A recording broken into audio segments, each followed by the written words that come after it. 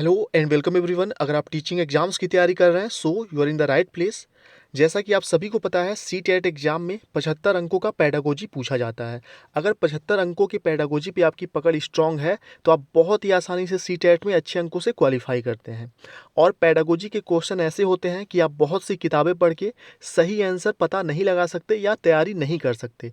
तो आज के इस वीडियो के माध्यम से आपके पेडागोजी के 75 अंकों की मैं तैयारी करवाऊंगा। तो आइए बिना टाइम गवाए आज का वीडियो शुरू करते हैं।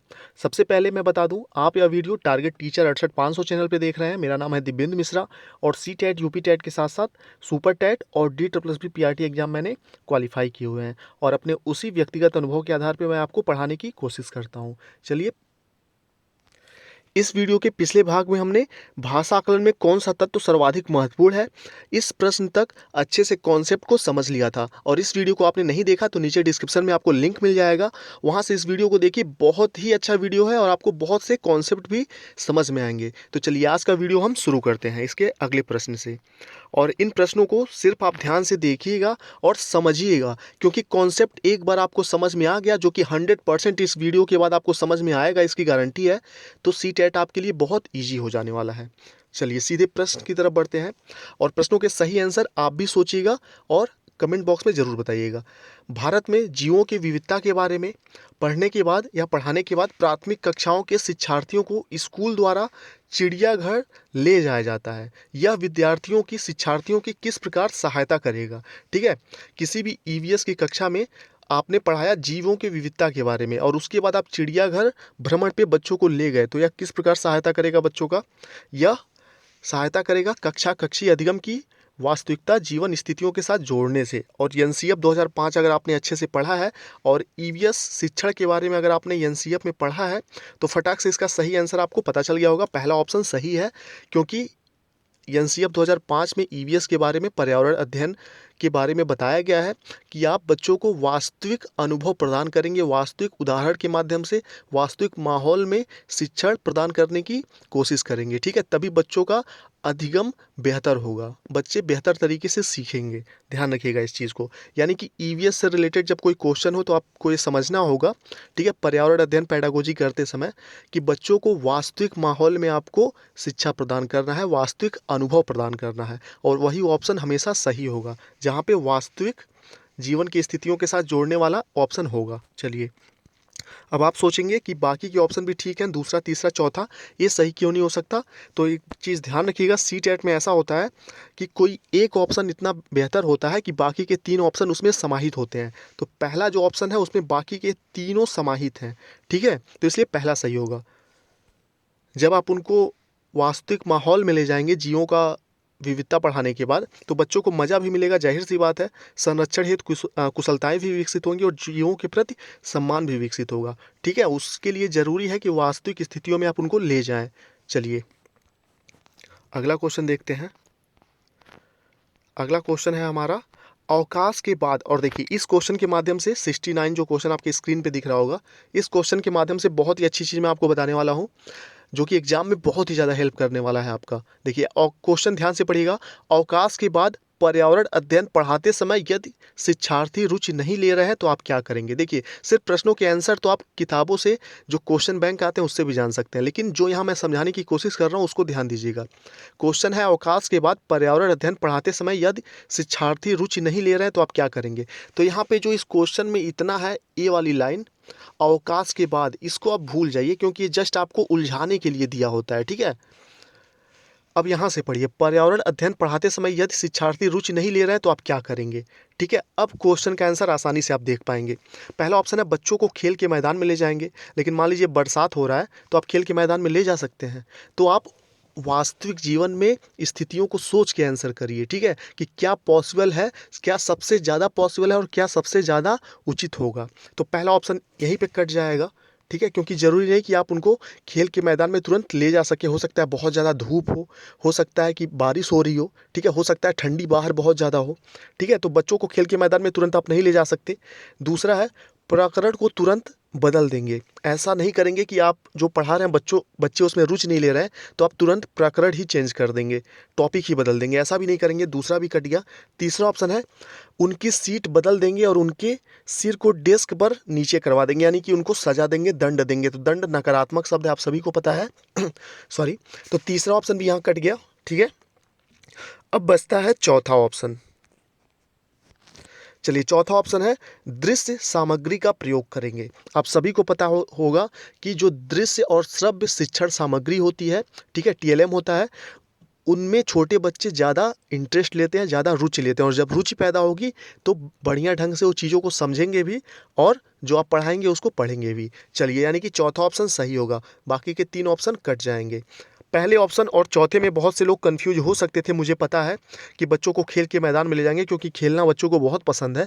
लेकिन हो सकता है कि जैसा कि मैंने आपको बताया, बट मतलब ज़रूरी नहीं कि पॉसिबल हो खेल के मैदान में तुरंत ले जाना, लेकिन दृश्य सामग्री का प्रयोग करना यह पॉसिबल होता है छोटी कक्षाओं में, क्योंकि टीएलएम होते ही हैं। चलिए, 69 का चौथा सही होगा।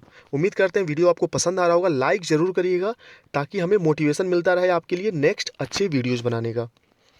चलिए, अगला क्वेश्चन है प्राथमिक स्तर पर आकलन में होना चाहिए। अब देखिए, आकलन से रिलेटेड भी बहुत से क्वेश्चन सीटेट एग्जाम में पूछे जाते हैं, और एक चीज़ आपको हमेशा ध्यान रखना है, सीटेट पेपर 1 देते समय क्वेश्चन में प्राथमिक स्तर का उल्लेख हो या ना हो, आपको प्राथमिक स्तर के बच्चों को ध्यान में रखकर ही आंसर करना है। ठीक है, और एक शिक्षक की तरह सोच के आंसर करना है। तो प्राथमिक स्तर पर आकलन में होना चाहिए, क्या होना चाहिए, अर्धवार्षिक एवं वर्ष के अंत में वार्षिक परीक्षा।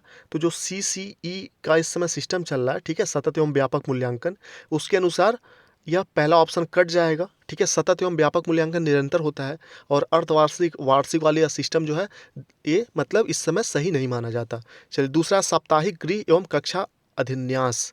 ठीक है, साप्ताहिक गृह कार्य कक्षा अधिन्यास, ठीक है, इसको होल्ड करते हैं। तीसरा ऑप्शन है शिक्षार्थियों एवं अभिभावकों के साथ बांटे जाने वाले शिक्षक के सत्य और असंचरित अवलोकन। ठीक है, तो चौथा ऑप्शन है प्रत्येक सप्ताह में किए गए औपचारिक परीक्षण और खेल। चलिए, तो यहाँ पे आप सभी को मैंने बता दिया, जो सीसीई होता है उसके अनुसार साप्ताहिक, वार्षिक, छमाही, ये सब जो शब्द हैं एक तरह से नेगेटिव हैं मूल्यांकन के पक्ष में। ठीक है, तो यहाँ पे निरंतर चलने वाली प्रक्रिया होनी चाहिए। मूल्यांकन जो है, आकलन जो है, निरंतर चलता रहना चाहिए। तो प्राथमिक स्तर पर आकलन में क्या होना चाहिए कि शिक्षार्थियों एवं अभिभावकों के साथ बांटे जाने वाले शिक्षक के सत्य और असंचरित अवलोकन। ठीक है, ध्यान रखिएगा इस चीज़ को। चलिए, अगला क्वेश्चन की तरफ चलते हैं। चलिए, इस क्वेश्चन के माध्यम से भी बहुत ही अच्छा कॉन्सेप्ट आपका क्लियर होगा, ध्यान से देखिएगा। एक शिक्षक को, चलिए 4 ऑप्शन है, एक शिक्षक के लिए सबसे सही सकारात्मक आंसर कौन सा होगा, ऑप्शन कौन सा होगा, सकारात्मक आंसर पे ध्यान दीजिएगा। एक शिक्षक को, पहला ऑप्शन है शिक्षार्थियों द्वारा की गई त्रुटियों को एक भयंकर भूल के रूप में लेना चाहिए और प्रत्येक त्रुटि के लिए गंभीर टिप्पणी देना चाहिए। आप भी आंसर करिएगा ताकि पता चले कि आपकी तैयारी कितनी है, आपकी समझ कितनी है सीटेट पेडागोजी के बारे में, इसलिए आंसर अपने ज़रूर सोचिएगा और मेरे आंसर से मिला लीजिएगा। ठीक है, चलिए, तो शिक्षार्थियों द्वारा की गई त्रुटियों को एक भयंकर भूल के रूप में लेना चाहिए। दूसरा ऑप्शन है शिक्षार्थी कितनी बार गलती करने से बचता है, इसे सफलता के माप के रूप में लेना चाहिए। ठीक है, उसके बाद अगला है जब शिक्षार्थी विचारों को संप्रेषित करने की कोशिश कर रहे हो तो उन्हें ठीक नहीं करना चाहिए। ठीक है, यानी कि बच्चे कुछ कह रहे हैं तो आपको एक कह देना चाहिए कि नहीं, ये गलत है। ठीक है, तीसरा ऑप्शन, चौथा ऑप्शन है व्याख्यान पर अधिक ध्यान देना चाहिए। ठीक है, व्याख्यान पर अधिक ध्यान देना चाहिए और ज्ञान के लिए आधार उपलब्ध कराना चाहिए। ठीक है, चलिए 4 ऑप्शन हो गए। अब इन 4 ऑप्शन में से सबसे सही आंसर कौन सा है, 2 ऑप्शन तो ही कट जाएंगे, नकारात्मक है। ठीक है, कितनी बार, सॉरी, पहला जो ऑप्शन है कट गया क्योंकि त्रुटियों को भयंकर भूल के रूप में नहीं लेना है। प्राथमिक कक्षाओं में छोटे बच्चे गलतियां हर हाल में करते हैं। ठीक है, गलतियां भी उनके सिखाने का एक अंग होती हैं, अधिगम प्रक्रिया का एक हिस्सा है जो गलतियां बच्चे करते हैं छोटे। ठीक है, इस चीज़ ध्यान रखिएगा आप। दूसरा ऑप्शन को होल्ड करते हैं, दूसरा ऑप्शन थोड़ा ठीक है। तीसरा ऑप्शन है शिक्षार्थी जब कुछ बोले, संप्रेषित यानी कि कुछ भी कहने की कोशिश करे तो उनको ये नहीं कहना कि नहीं गलत है बैठ जाओ, उनको ये चीज़ कभी नहीं करना है, बोलने के अवसर उपलब्ध कराने हैं, सहायता करनी है। ठीक है, एक सहयोगी के रूप में। तीसरा ऑप्शन भी कट गया, पहला भी कट गया। अब बचा दूसरा और चौथा। ठीक है। दूसरा और चौथा यहाँ पे बचा हुआ है, पहला तीसरा कट चुका है। दूसरा ऑप्शन कितनी बार गलती करने से बचता है, इसे सफलता के माप के रूप में लेना चाहिए। या चौथा व्याख्यान पर अधिक ध्यान देना चाहिए और ज्ञान के लिए आधार उपलब्ध कराने चाहिए। देखिए, ज्ञान के लिए आधार उपलब्ध कराना चाहिए, ये बिल्कुल सही चीज़ है। ठीक है, शिक्षार्थियों को ज्ञान के लिए आधार आप लोग उपलब्ध करा रहे हैं, ये सकारात्मक है। लेकिन प्राथमिक कक्षाओं में व्याख्यान पर बल देना यह नकारात्मक है। ठीक है, प्राथमिक कक्षाओं में आप सभी को पता है, शिक्षण विधियाँ आपने पढ़ी होंगी कि व्याख्यान विधि जो होती है वह उच्च प्राथमिक कक्षाओं के लिए सही होता है, ना कि प्राथमिक कक्षाओं के लिए। इसलिए दूसरा ऑप्शन यहाँ पे सही होगा।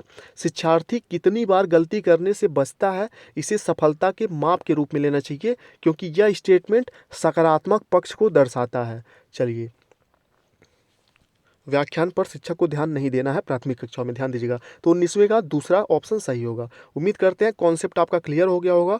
जरूर लाइक कर दीजिए अभी फटाक से। चलिए अगला देखिए, जियो बोर्ड किसके शिक्षण का प्रभावी साधन है। ये क्वेश्चन जो है मैथ्स पैडागोजी का है, गणित शिक्षा शास्त्र का है। तो इस वीडियो के बाद गणित शिक्षा शास्त्र का वीडियो अपलोड होने वाला है, उस वीडियो को जरूर देखिएगा, बहुत ही अच्छे हैं। सिर्फ 2 वीडियो अपलोड होगा गणित शिक्षा शास्त्र का, और जो 15 नंबर का गणित पैडागोजी आता है सीटेट एग्जाम पेपर 1 में, तो 15 में से आराम से 12-13 क्वेश्चन आप सही कर लेंगे उस वीडियो को देखने के बाद। तो उसके लिए अपने इस चैनल टारगेट टीचर चैनल को जरूर सब्सक्राइब कर लीजिए और बेल आइकन भी प्रेस करिएगा, तभी नोटिफिकेशन मिलेगा आपको। तो जियो बोर्ड किसके शिक्षण का प्रभावी साधन है, यह आपके लिए क्वेश्चन है। ठीक है, इसका आंसर आप लोग करेंगे, क्योंकि आपको ये भी पता चलना चाहिए। मैं बता दूंगा फटाक से, मैं जानना चाहता हूँ कि मैथ्स पैडागोजी में आपकी पकड़ कितनी अच्छी है, क्योंकि बहुत ही बेसिक क्वेश्चन है, हमेशा पूछा जाता है। चलिए 55 नंबर क्वेश्चन का आंसर आप करिएगा, फिर बाद में इसका आंसर मैं बता दूंगा आपको। अगला क्वेश्चन देखते हैं। अगला क्वेश्चन है राष्ट्रीय पाठचर्या की रूपरेखा, एनसीएफ। एनसीएफ भी बहुत इंपॉर्टेंट है, इस पर भी आपको वीडियो मिलने वाला है, और ऐसा वीडियो मिलेगा कि उसके बाद कुछ भी आपको एनसीएफ में कहीं से पढ़ने की जरूरत नहीं होगी। चलिए, राष्ट्रीय पाठचर्या की रूपरेखा 2005 प्राथमिक स्तर पर पर्यावरण अध्ययन शिक्षण का प्रमुख उद्देश्य होना चाहिए। अब देखिए, पर्यावरण अध्ययन शिक्षण का प्रमुख उद्देश्य क्या होना चाहिए एनसीएफ 2005 के अनुसार। पहला ऑप्शन है विषय की आधारभूत संकल्पनाओं का आधारभूत समझ का विकास हो। ठीक है। दूसरा ऑप्शन है विषय के आधारभूत सिद्धांतों को स्मरण कराना, याद कराना। नकारात्मक शब्द है, तुरंत कट गया। तीसरा ऑप्शन है कक्षा कक्षीय अधिगम को विद्यालय के बाहर के जीवन से जोड़ना। इसका आंसर तो सभी को पता होगा। चलिए, चौथा ऑप्शन है स्वतंत्र रूप से प्रयोग करने की कुशलता अर्जित करना। चलिए, तो यहाँ पे आप सभी फटाक से इसका आंसर जान चुके होंगे। कक्षा कक्षीय अधिगम को विद्यालय के बाहर के जीवन से जोड़ना, जो कि अभी पिछले क्वेश्चन में, इसके पिछला क्वेश्चन जो था उसको मैंने एक्सप्लेन किया था, ये चीज़ आपको बताया था। ठीक है, कि एनसीएफ के अनुसार क्या जरूरी है, पर्यावरण अध्ययन शिक्षण का उद्देश्य क्या है। चलिए, तीसरा सही होगा यहाँ पे। चलिए आगे बढ़ते हैं।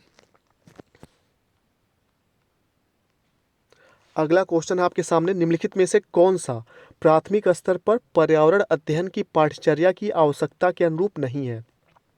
निम्नलिखित में से कौन सा प्राथमिक स्तर पर पर्यावरण अध्ययन की पाठचर्या की आवश्यकता के अनुरूप नहीं है, कौन सा नहीं है ये बताना है आपको। हमेशा जब क्वेश्चन में नहीं आए उसको अंडरलाइन कर लिया करिए। पहला ऑप्शन है उसे काम की दुनिया में प्रवेश करने के लिए शिक्षार्थियों को ज्ञान एवं कौशल से लैस करना चाहिए। दूसरा ऑप्शन है उसे शिक्षार्थियों में पर्यावरण के सरोकार को उत्पन्न करना चाहिए। ठीक है। तीसरा ऑप्शन है उसे शिक्षार्थियों को उन पद्धतियों और प्रक्रियाओं को अर्जित करने में शामिल रखना चाहिए जो ज्ञान को उत्पन्न करने में आगे ले जाएं। या चौथा ऑप्शन है उसे शिक्षार्थियों के मानसिक स्तर के अनुकूल होना चाहिए। चलिए, तो यहाँ पे सही आंसर मुझे पता है सभी को पता होगा। अब पहला ऑप्शन जो है यही सही होगा, क्योंकि यहाँ पे नहीं कौन सा है वो बताना है। पहला ऑप्शन है उसे काम की दुनिया, ठीक है, यानी कि ईवीएस सिर्फ इसलिए पढ़ाना चाहिए ताकि बच्चे जब बड़े हों, रोजगार पाने लायक हों, तो सिर्फ वो काम करने के लायक हों, इसलिए उनको पर्यावरण अध्ययन इस तरह से पढ़ाना चाहिए। यह ऑप्शन प्राथमिक कक्षा के लिए सही नहीं है, यह ऑप्शन। ठीक है, प्राथमिक स्तर पर पर्यावरण अध्ययन की पाठचर्या की आवश्यकता के अनुरूप नहीं है ये पहला ऑप्शन। चलिए, बाकी के सभी सही हैं, पहला ऑप्शन यहाँ पे होगा। अगला देखते हैं। चलिए, अगला क्वेश्चन देखते हैं। 72 एनसीईआरटी की पाठ्य पुस्तकों में, बहुत ही अच्छा क्वेश्चन है, एनसीईआरटी की पाठ्य पुस्तकों में पर्यावरण अध्ययन को उच्च प्राथमिकता और स्थान दिया गया है। एनसीईआरटी की पाठ्य पुस्तकों में पर्यावरण अध्ययन को उच्च प्राथमिकता और स्थान दिया गया। और एक चीज़ ध्यान रखिएगा, प्राथमिक स्तर में सबसे इम्पॉर्टेंट विषय के रूप में पर्यावरण अध्ययन को जाना जाता है। ठीक है, चलिए। विषय की आधारभूत संकल्पनाओं की व्याख्या करने के लिए, चिंतन और विस्मय के लिए, शिक्षार्थियों को अवसर उपलब्ध कराने के लिए, तकनीक शब्दावली की सटीक परिभाषा उपलब्ध कराने के लिए, या अधिक संख्या में अभ्यास प्रश्नों को शामिल करने के लिए। चलिए, तो यहाँ पे सबसे पहले नकारात्मक को काट दीजिए, सकारात्मक जो आंसर बचेगा, ऑप्शन बचेगा, वही सही होगा। तकनीकी शब्दावली और सटीक परिभाषा प्राथमिक स्तर के लिए नकारात्मक शब्द है। चौथा ऑप्शन अधिक संख्या में अभ्यास, नकारात्मक शब्द। ठीक है, पहला ऑप्शन विषय की आधारभूत संकल्पनाओं की व्याख्या करने के लिए, व्याख्या जो शब्द है यह बहुत हद तक प्राथमिक कक्षाओं के लिए नकारात्मक होता है। ठीक है, अब बचा दूसरा ऑप्शन चिंतन और विस्मय के लिए, शिक्षार्थियों को अवसर उपलब्ध कराने के लिए। ठीक है, ये ऑप्शन बहुत ही ज़्यादा सकारात्मक है और यही ऑप्शन इस क्वेश्चन के लिए सही होगा। चलिए आगे बढ़ते हैं इस क्वेश्चन के साथ। समझ में आ गया होगा कॉन्सेप्ट आपको। और ये जो कॉन्सेप्ट आप समझ रहे हैं ना, जब आप एग्ज़ाम हॉल में बैठेंगे, पेडागोजी के क्वेश्चन करेंगे, फटाक से आपको सही आंसर पता चलेगा, तब आपको लगेगा कि हाँ वो वीडियो कितना काम आया। ठीक है, तो इसलिए प्लीज़ लाइक करिए। चलिए अभी मत करिए, एग्ज़ाम देने के बाद ही लाइक कर दीजिएगा कम से कम। अगला क्वेश्चन पढ़ते हैं। कविता पर्यावरण अध्ययन कक्षा में गरीबी, निरक्षरता और वर्ग असमानता जैसे सामाजिक मुद्दों पर बल देना चाहती है। ठीक है, कविता एक शिक्षिका है, वह क्या कर रही है, पर्यावरण अध्ययन की कक्षा में गरीबी, निरक्षरता और वर्ग असमानता जैसे सामाजिक मुद्दों पर बल देना चाहती हैं। निम्नलिखित में से कौन सा अधिगम अनुभव इस उद्देश्य की प्राप्ति में अधिक प्रभावी होगा। ठीक है, निम्नलिखित में से कौन सा अधिगम अनुभव इस उद्देश्य की प्राप्ति में अधिक प्रभावी होगा। पहला ऑप्शन है संबंधित मुद्दों पर विशेष व्याख्यानों का आयोजन करना। व्याख्यान जैसा कि मैंने आपको कहा, समझ गए होंगे आप, कट गया। दूसरा ऑप्शन है शिक्षार्थियों को संबंधित सामाजिक मुद्दों पर चार्ट तैयार करने के लिए कहना। ये भी ठीक है, दूसरा ऑप्शन थोड़ा ठीक है। तीसरा है शिक्षार्थियों को संबंधित जानकारी एकत्र करने और उनका विश्लेषण करने के लिए सामूहिक परियोजना लेने के लिए कहना। ये भी ठीक है। उसके बाद चौथा ऑप्शन है शिक्षार्थियों को संबंधित मुद्दों पर स्लोगन लिखने के लिए कहना। ठीक है, तो यहाँ पे सबसे सही जो ऑप्शन होगा, बहुत ही मैक्सिमम चांस है। और एक चीज़ मैं आपको और बता दूँ, जब भी सीटेट एग्जाम मान लीजिए कोई क्वेश्चन आपके सामने ऐसा आ गया, ना ही आपको प्रश्न समझ में आ रहा है, ना ही उसका आंसर समझ में आ रहा है, तो सबसे मैं अगर तुक्का मारना है, वैसे तुक्का मारने वाली बात यहाँ नहीं करनी चाहिए, लेकिन फिर भी मैं बता दे रहा हूँ, याद आया है तो, सबसे बड़ा जो ऑप्शन होगा, जिसमें सबसे लंबा चौड़ा ऑप्शन होगा, 90% 99% चांस होता है कि वही ऑप्शन सही होगा। ठीक है, लेकिन यहाँ पे तो तुक्का मत मारिए, यहाँ समझिए आप चीज़ों को। संबंधित मुद्दों पर व्याख्यान देना, यह इंपॉर्टेंट नहीं है, कट गया। दूसरा शिक्षार्थियों को संबंधित सामाजिक मुद्दों पर सिर्फ चार्ट तैयार करने के लिए कहना। ठीक है, सिर्फ चार्ट तैयार करने से वह वर्ग असमानता, गरीबी, निरक्षरता को नहीं समझ सकते। वास्तविक जीवन से जोड़ के प्रश्नों को पढ़िए। ठीक है, इस प्रश्न को जब आप वास्तविक जीवन से जोड़ के आंसर करेंगे हमेशा सही होगा। पहला दूसरा कट गया, क्योंकि सिर्फ चार्ट बनाने से कुछ नहीं होगा। चौथा ऑप्शन है शिक्षार्थियों को संबंधित मुद्दों पर स्लोगन लिखने के लिए कहना, जैसा कि अक्सर होता है। ठीक है, कि ट्रैफिक नियमों की जानकारी देना है, स्लोगन लिख के, चार्ट लिख के बच्चों को थमा दो, रैली निकाल दो, इससे कुछ नहीं होता है। ठीक है, तीसरा ऑप्शन सही होगा। शिक्षार्थियों को संबंधित जानकारी एकत्र करने के लिए कहना और उनका विश्लेषण करने के लिए सामूहिक परियोजना लेने के लिए कहना। ठीक है, सामूहिक परियोजना में जब बच्चे कार्य करते हैं तो बेहतर ढंग से सीखते हैं। और बहुत ही अच्छा क्वेश्चन है, ध्यान से देखिएगा। प्राथमिक स्तर पर, ठीक है, प्राथमिक स्तर पर पर्यावरण अध्ययन में रचनात्मक आकलन, इन चार ऑप्शन को में से कौन सा ऐसा है जिसको शामिल नहीं करता है। रचनात्मक जो आकलन होता है वह किसको शामिल नहीं करता है। पहला ऑप्शन है शिक्षार्थियों के अधिगम रिक्तियों की पहचान। अधिगम रिक्ति क्या होता है, ध्यान दीजिएगा। जैसे मान लीजिए आपको सिखाना है A to Z, A से Z तक बच्चों को सिखाना है। ठीक है, और जस्ट एग्जांपल दे रहा हूँ मैं, ध्यान से समझिएगा। और बच्चे बीच में कहीं गलती करते हैं, ठीक है, तो वो जो गलती होगी अधिगम रिक्ति होगी, यानी कि ए भी उसको आ रहा है, जेड भी उसको आ रहा है, लेकिन बीच में उसको मान लीजिए एस नहीं आ रहा है, तो ये जो एस है अधिगम रिक्ति इसको मानते हैं हम। ठीक है, यही उसको सिखाने की ज़रूरत है। तो अधिगम रिक्तियों की पहचान करना भी रचनात्मक आकलन है। ठीक है, पहला ऑप्शन। और पूछ रहा है कौन सा नहीं है वो बताना है, तो पहला तो होगा, दूसरा, शिक्षण में कमियों की पहचान करना, ये भी सही है। अब देखिए, शिक्षण की जगह यहीं अगर अभ्यर्थी होता या शिक्षार्थी होता, या ठीक है, तो आप इसको, इसी ऑप्शन को यहाँ पे शामिल नहीं करता है ऐसा मानते, क्योंकि शिक्षार्थियों की जो कमी होती है उस पे बहुत ज़्यादा ध्यान नहीं देना है प्राथमिक कक्षाओं पे, लेकिन यहाँ शिक्षण की कमी की बात हो रही है, यानी कि जो आप पढ़ा रहे हैं उसमें कुछ कमी है तो उसको सुधार करेंगे ना आप, तो भी रचनात्मक आकलन है। तीसरा है शिक्षार्थियों के सीखने को बढ़ाने के लिए, ये भी रचनात्मक आकलन है। लेकिन जो चौथा है शिक्षार्थियों की ग्रेडिंग और रैंकिंग, ये रचनात्मक आकलन नहीं है पर्यावरण अध्ययन में, ध्यान रखिएगा। तो प्राथमिक स्तर पर पर्यावरण अध्ययन में रचनात्मक आकलन शिक्षार्थियों की ग्रेडिंग और रैंकिंग को शामिल नहीं करता है। चलिए आगे बढ़ते हैं, दूसरा क्वेश्चन देखते हैं। अपनी कक्षा की वैयक्तिक भिन्नताओं से निपटने के लिए शिक्षक को चाहिए कि, अपनी कक्षा की वैयक्तिक भिन्नताओं से निपटने के लिए शिक्षक को चाहिए कि, वैयक्तिक भिन्नता, ठीक है, ध्यान दीजिएगा, इस शब्द का बहुत ही ज़्यादा यूज होगा, इस शब्द से बहुत से क्वेश्चन पूछे जाते हैं। अपनी कक्षा की वैयक्तिक भिन्नताओं से निपटने के लिए शिक्षक को क्या चाहिए? शिक्षण और आकलन के समान और मानक तरीके हों, ठीक है, बच्चों को उनके अंकों के आधार पर अलग कर उनको नामित करें, ठीक है, बच्चों से बातचीत करें, उनके दृष्टिकोण को महत्व दें, या शिक्षार्थियों के लिए कठोर नियम लागू करें। चलिए ध्यान दीजिएगा, निपटने के लिए शिक्षक को क्या चाहिए? कठोर नियम या नकारात्मक हो गया, ठीक है। दूसरा, बच्चों को उनके अंकों के आधार पर अलग करें, नामित करें, ये भी नकारात्मक हो गया, ठीक है। दूसरा और चौथा कट गया। अब बचा पहला और तीसरा ऑप्शन, दो ऑप्शन तो यहाँ पे नकारात्मक था, दूसरा और चौथा। अब बचा पहला और तीसरा, तो इस क्वेश्चन का स्क्रीनशॉट ले लीजिए, आपको आंसर करके बताना है इस वीडियो के लिए, ये आपके लिए होमवर्क है ये क्वेश्चन, ठीक है। कमेंट बॉक्स में बताइए, नेक्स्ट वीडियो में इसका आंसर आपको मिल जाएगा। और पिछले वीडियो का जो क्वेश्चन था उसका सही ऑप्शन चौथा होगा, ठीक है, ध्यान दीजिएगा। पिछले वीडियो का जो क्वेश्चन था उसका सही ऑप्शन आप लोगों ने, सभी लोगों ने लगभग सही बताया, क्वेश्चन पूछा गया था जो होमवर्क था पिछले वीडियो का, चौथा ऑप्शन पिछले वीडियो का सही होगा। इसमें मैंने दो ऑप्शन काट कर दिए, अब आपको पहले और तीसरे में सही आंसर बताना है इस क्वेश्चन के लिए। चलिए होमवर्क है, नोट कर लीजिएगा। अगला क्वेश्चन देखते हैं। एक शिक्षिका अपनी प्राथमिक कक्षा में प्रभावी अधिगम को बढ़ा सकती है। एक शिक्षिका अपनी प्राथमिक कक्षा में प्रभावी अधिगम को कैसे बढ़ा सकती है? पहला ऑप्शन है अधिगम में छोटी छोटी उपलब्धियों के लिए पुरस्कार देकर, ठीक है। और इस क्वेश्चन में बहुत ही अच्छी एक चीज़, ध्यान से सुनिएगा, बहुत ही अच्छी चीज़ मैं बताने वाला हूँ।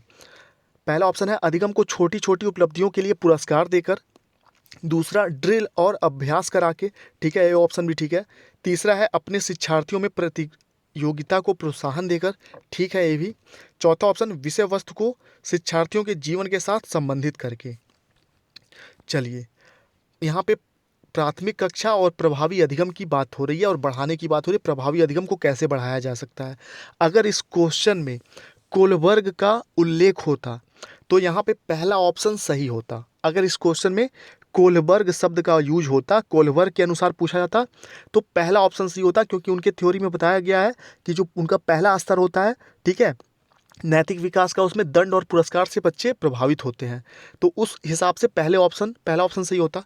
लेकिन यहाँ पे कोलबर्ग की बात तो की नहीं जा रही है, ठीक है, यहाँ पे शिक्षिका अपनी प्राथमिक कक्षा में प्रभावी अधिगम की बात की जा रही है, तो चौथा ऑप्शन यहाँ सही होगा, विषय वस्तु को शिक्षार्थियों के जीवन के साथ संबंधित करके, ठीक है, तो बच्चे ज़्यादा रुचि लेंगे, जैसा कि मैंने आपको थोड़ी देर पहले भी बताया था। चलिए अगला क्वेश्चन देखते हैं।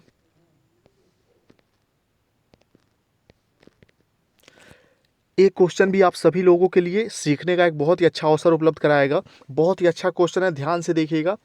प्राथमिक विद्यालय के बच्चे उस वातावरण में सबसे प्रभावी ढंग से सीखते हैं। प्राथमिक स्तर के जो बच्चे होते हैं उस वातावरण में सबसे प्रभावी ढंग से सीखते हैं जहां उनकी संवेगात्मक आवश्यकताओं की पूर्ति होती है और वे अनुभव करते हैं कि वे महत्वपूर्ण हैं, पहला ऑप्शन। दूसरा, जहां शिक्षक एकाधिकारवादी है और स्पष्ट आदेश देता है कि क्या किया जाना है।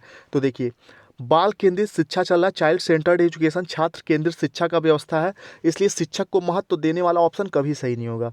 दूसरा ऑप्शन कट गया, पहला ठीक है। तीसरा, जहां मूल रूप से पढ़ने लिखने और गणित की संज्ञानात्मक कुशलताओं पर ध्यान देने का ध्यान का केंद्र होता है और बल दिया जाता है। ठीक है, बहुत बल देने होने वाला ये जो शब्द है नकारात्मक ही माना जाता है। कट गया। चौथा, जहाँ शिक्षक सारे अधिगमों में आगे होता है। ठीक है, विद्यार्थियों से निष्क्रिय, विद्यार्थियों को निष्क्रिय कभी नहीं रहने देना है। कट गया। निष्क्रिय विद्यार्थी कभी सीख नहीं सकते, ध्यान रखिएगा, प्राथमिक कक्षाओं के लिए। तो यहाँ पे पहला ऑप्शन सही होगा। ठीक है, बच्चे उसी वातावरण में सबसे प्रभावी ढंग से सीखेंगे जहाँ प्राथमिक स्तर के बच्चे, जहाँ पे उनके बातों को महत्व मिले। ठीक है, अनुभव करें कि वे महत्वपूर्ण है, उनका कुछ स्थान है। ठीक है, वो इम्पोर्टेंट है क्लास में, संवेगात्मक आवश्यकताएं उनकी पूरी हों। पहला ऑप्शन यहाँ पे सही है।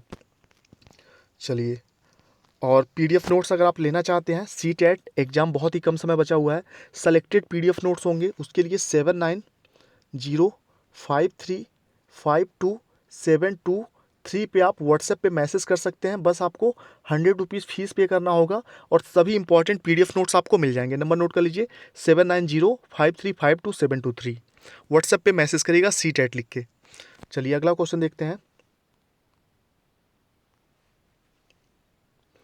किसी प्रारंभिक कक्षा में प्रभावशाली शिक्षक उद्देश्य शिक्षार्थियों को उत्प्रेरित करना होगा। किसी प्रारंभिक कक्षा में प्रभावशाली शिक्षक उद्देश्य विद्यार्थियों को उत्प्रेरित करना होगा। पहला ऑप्शन, सीखने के लिए, जिनसे वे जिज्ञासु बने और सीखने के लिए ही सीखना पसंद करें। दूसरा, रटकर याद करने, रटकर ऑप्शन कट गया, रटना नकारात्मक है, फटाक से काट दीजिए। दंडात्मक उपायों का प्रयोग, दंडात्मक उपाय भी नकारात्मक है, कट गया। ऐसे काम करने के लिए जिससे परीक्षा के अंत में वो अच्छे अंक पा सकें, अच्छे अंक पाना भी नकारात्मक है। तो इस क्वेश्चन में कुछ पढ़ने समझने की जरूरत ही नहीं है, फटाक से पहले ऑप्शन पर टिक कर देंगे। ठीक है, जहाँ पे 3 ऑप्शन नकारात्मक हैं और आपको सकारात्मक आंसर देना है। ठीक है, क्योंकि इसमें पूछा कौन सा उत्प्रेरित करना होगा, तो पहला ऑप्शन सही होगा। और यही पूछता कौन सा सही नहीं होगा, तो जो नकारात्मक होता वो चुनते हम। चलिए अगला देखते हैं। और जो होमवर्क है उस क्वेश्चन का आंसर जरूर करिएगा, नेक्स्ट वीडियो में उसका सही आंसर भी आपको पता चल जाएगा। अगला है, किसी प्रगतिशील कक्षा की व्यवस्था में शिक्षक एक ऐसे वातावरण को उपलब्ध कराकर अधिगम को सुगम बनाता है जो खोज को प्रोत्साहित देता है, नियामक है, समावेशी और हतोत्साहित करता है, आवृत्ति को बढ़ावा देता है। ठीक है, तो यहाँ पे जाहिर सी बात है, प्रोत्साहन सकारात्मक शब्द है। किसी प्रगतिशील कक्षा की व्यवस्था में शिक्षक एक ऐसे वातावरण को उपलब्ध कराकर अधिगम को सुगम बनाता है जहाँ खोज को प्रोत्साहित मतलब खोज करने की प्रवृत्ति को प्रोत्साहन दिया जाए। चलिए अगला क्वेश्चन देखते हैं। सॉरी, देखिए यहीं पे वीडियो समाप्त हो गया, 15 क्वेश्चन हमने कर लिए। 15 में से एक आपके लिए होमवर्क था। ठीक है, एक नहीं 2 क्वेश्चन आपके लिए होमवर्क था, एक ईवीएस पेडागोजी और एक मैथ्स पेडागोजी का। तो गणित पेडागोजी और इसका दोनों का आंसर करिए, नेक्स्ट वीडियो में आपको आंसर भी मिल जाएगा। 13 में से अगर 10 प्लस आपके सही हैं तो बहुत ही अच्छा स्कोर माना जाएगा इस चीज़ को। ठीक है, चलिए कमेंट बॉक्स में ज़रूर बताइएगा। Thank you.